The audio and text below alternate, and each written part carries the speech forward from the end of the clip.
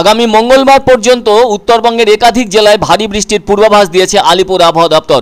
অন্যদিকে দক্ষিণবঙ্গের প্রায় 10টি জেলায় বজ্রবিদ্যুৎ সহ বৃষ্টির সম্ভাবনার কথাও জানিয়েছে হাওয়া অফিস। এদিকে বৃহস্পতিবার সমগ্র পশ্চিমবঙ্গে বৃষ্টি হয়েছে। এ ব্যাপারে আবহাওয়া দপ্তর গতদিনের ওই বৃষ্টির ব্যাখ্যা দিতে গিয়ে জানিয়েছে, দুদিক থেকে দুই হাওয়ার দাপটে জোড়া ফলার জেরেই ভোর রাত থেকে সকাল পর্যন্ত ভালোই বৃষ্টি হয়েছে। ওই হাওয়া উত্তর পশ্চিম দিক থেকে এবং বঙ্গোপসাগর থেকে এসেছিল। আবার চলতি সপ্তাহেও বৃষ্টির বিষয়টি একই থাকবে। এদিন অবশ্য সমগ্র রাজ্য জুড়েই ভারী বৃষ্টির পূর্বাভাস দিয়েছে আবহাওয়া দপ্তর। তবে শনিবার উত্তরবঙ্গে ভারী বৃষ্টির পূর্বাভাস দেওয়া হয়েছে আলিপুর আবহাওয়া দপ্তর থেকে। দক্ষিণবঙ্গে হালকা থেকে মাঝারি বৃষ্টিপাতের পূর্বাভাস দিয়েছে হাওয়া অফিস। 14ই জুলাই উত্তরবঙ্গে কোথাও ভারী আবার কোথাও কোথাও হালকা থেকে মাঝারি বৃষ্টিপাত হবে। আর ওই বৃষ্টি হবে উত্তরের 5 জেলাতে। এছাড়াও উত্তর ও দক্ষিণ দিনাজপুর এবং মালদা জেলাতে হালকা থেকে মাঝারি বৃষ্টিপাত হবে। ফলে রবিবার দক্ষিণবঙ্গের উপকূলবর্তী জেলাগুলির সাথে পশ্চিম মেদিনীপুর, ঝাড়গ্রাম ও পুরুলিয়াতে হালকা থেকে মাঝারি বৃষ্টিপাত হওয়ার সম্ভাবনা। আগামী সোমবার জলপাইগুড়ি, আলিপুরদুয়ার ও কোচবিহার জেলায় ভারী বৃষ্টিপাত হওয়ার সম্ভাবনা। আর বাকি জেলাগুলিতে হালকা থেকে মাঝারি বৃষ্টিপাতের সম্ভাবনা আছে। অন্যদিকে দক্ষিণবঙ্গের প্রায় সব জেলাতে বিক্ষিপ্ত বৃষ্টির সম্ভাবনা আছে।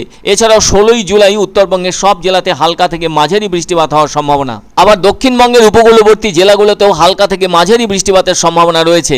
সেই সঙ্গে বাঁকুড়া জেলাতেও বিক্ষিপ্ত বৃষ্টির সম্ভাবনা। এছাড়াও 17 ও 18ই জুলাই সমগ্র পশ্চিমবঙ্গের সব জেলাতেই হালকা থেকে মাঝারি বৃষ্টির সম্ভাবনার কথা জানিয়েছে হাওয়া অফিস। অন্যদিকে শুক্রবার জলপাইগুড়ি ও আলিপুরদুয়ার জেলায় ভারী থেকে অতি ভারী বৃষ্টির কথা জানিয়েছে হাওয়া অফিস। আবার দার্জিলিং, কালিম্পং, কোচবিহার ও উত্তর দিনাজপুরেও বেশি বৃষ্টির জন্য হলুদ সতর্কবার্তা জারি করা হয়েছে। আর বজ্রবিদ্যুৎ সহ বৃষ্টিপাতের জন্য সতর্কবার্তাও দেওয়া হয়েছে মালদা, উত্তর ও দক্ষিণ দিনাজপুর জেলায়। আবার দক্ষিণবঙ্গের অনেকগুলি জেলায় ভারী বৃষ্টির সতর্কতা দেওয়া হয়েছে। সেগুলি হলো পূর্ব ও পশ্চিম মেদিনীপুর, দক্ষিণ 24 পরগনা, বাঁকুড়া ও পূর্ব বর্ধমান।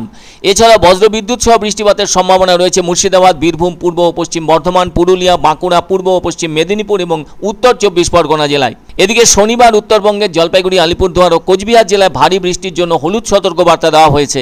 আবার মালদা সহ 2 দিনাজপুরেও বজ্রবিদ্যুৎ সহ বৃষ্টিপাতের আভাস দিয়েছে হাওয়া দপ্তর। একইভাবে রবিবারেও ভারী বৃষ্টিপাতের সতর্কবার্তা কেবলমাত্র দার্জিলিংয়ে থাকছে।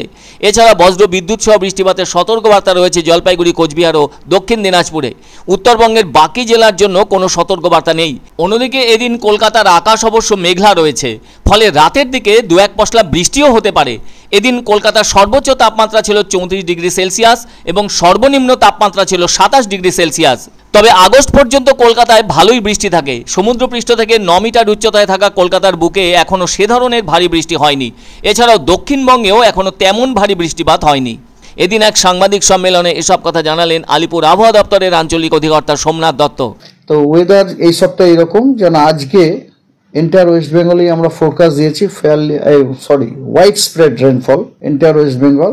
কালকে নর্থ বেঙ্গলের হোয়াইট স্প্রেড রেনফলের ফোরকাস্ট দেওয়া হয়েছে। সাউথ বেঙ্গলের ফেয়ারলি হোয়াইট স্প্রেড রেনফলের ফোরকাস্ট দেওয়া হয়েছে।